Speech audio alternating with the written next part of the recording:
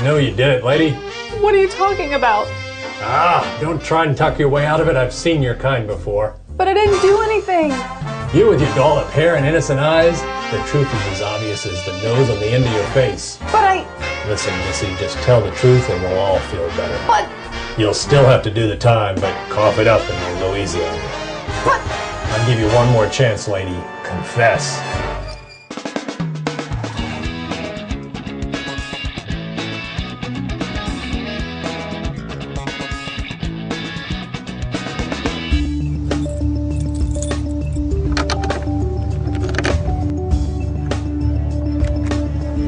Hi, I'm Jennifer Willits, and you're watching That Catholic Show.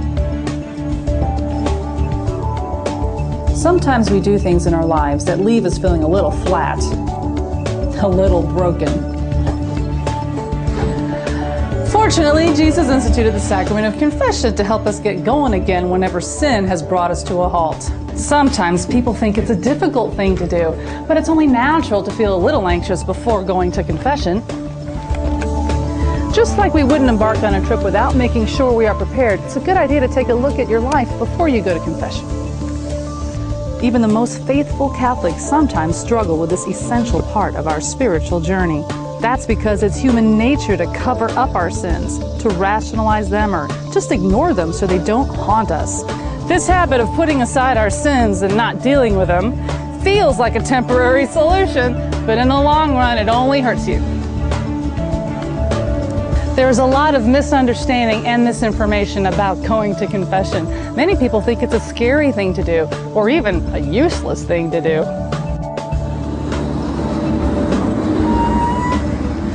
Non-Catholics and even some Catholics say things like, I confess directly to God.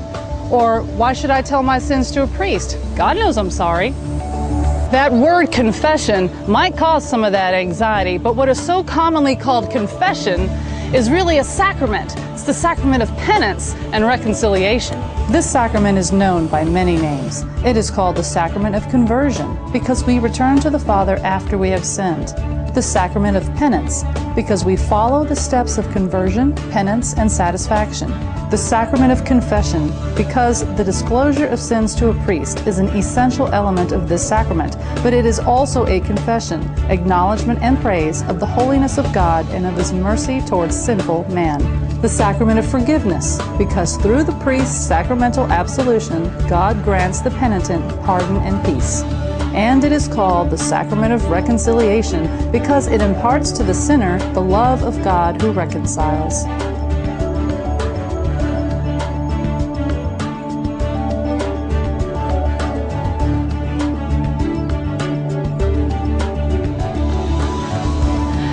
We're so often afraid of this sacrament because at its very core, we have to come face to face with our own human failings, our sins.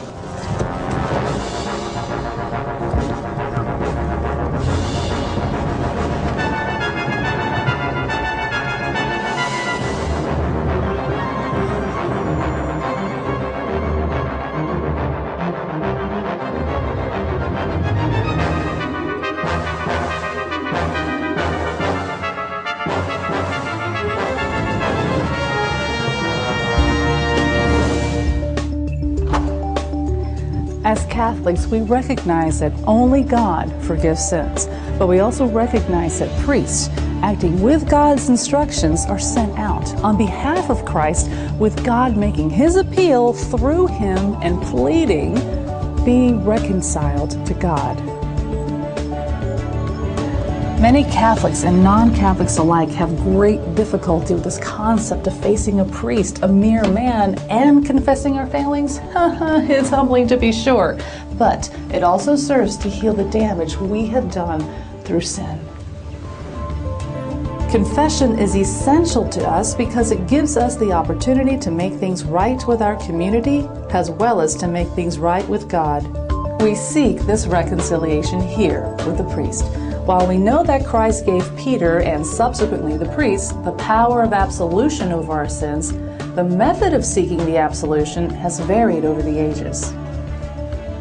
Penitents, particularly in the early centuries, were often required to do public penance for their sins. In the 7th century, inspired by Eastern monastic traditions, the concept of private penance arose, which then gave frequent reception to this grace-giving sacrament. To make a good confession, we must have contrition. We must be sorry for our sins. Then we openly confess them and finally express our resolve to make amends. The sacrament of penance and reconciliation forgives, heals, and reestablishes us in communion with God. It is a spiritual resurrection that passes us from death to life. I'm Jennifer Willits. Thanks for watching That Catholic Show, and I'll see you next time.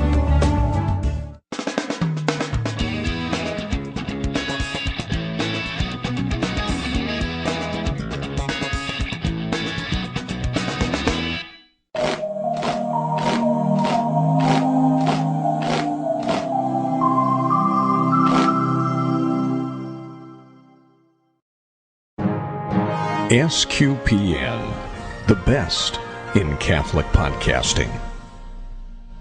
Okay, that's good, Mom. I'm coming.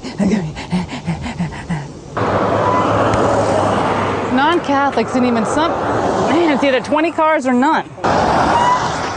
Non-Catholics and even some Catholics say,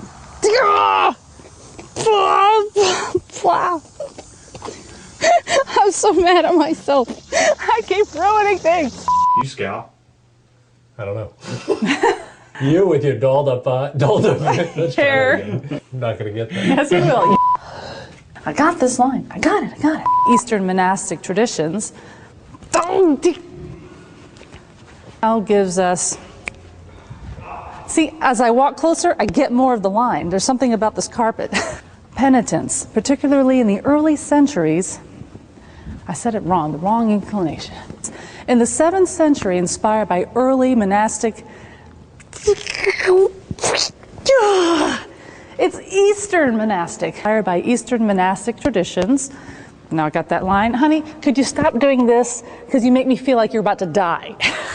The concept of private confession arose, which then allowed for the frequent reception of this grace-giving sacrament. I just wanted to say it all the way through.